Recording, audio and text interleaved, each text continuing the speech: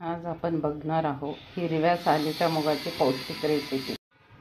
YouTube मंडळींनो, परत तुमचे स्वागत आहे शिल्पाज फूड सिक्रेट अर्थात मॅजिकल फूड सिक्रेटमध्ये।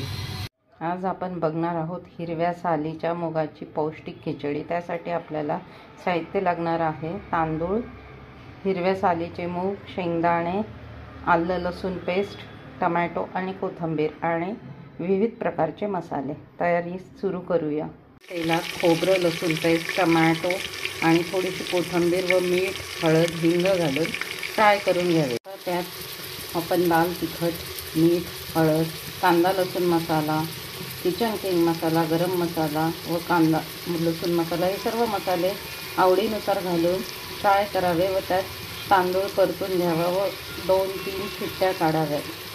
अशा रीतीने तांदूळ छानपैकी मसाल्यात परतून घ्यावा आणि 2 मिनिटं कुकरला शिट्टीला लावून गॅस बारीक करून 2-3 मिनिटं ठेवून खिचडी तयार करावी। अशा रीतीने तयार झाली आहे आपली हिरवी मुगाची खिचडी, जी की हिरवे मूग सालासकट वापरले आहे।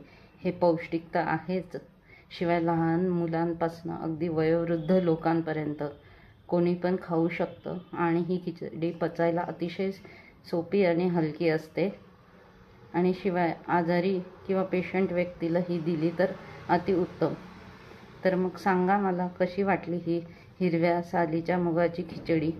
झटपट होणारी, पौष्टिक आणि चविष्ट नक्की कळवा आणि आवडल्यास माझ्या चॅनलला लाईक आणि सबस्क्राईब करा।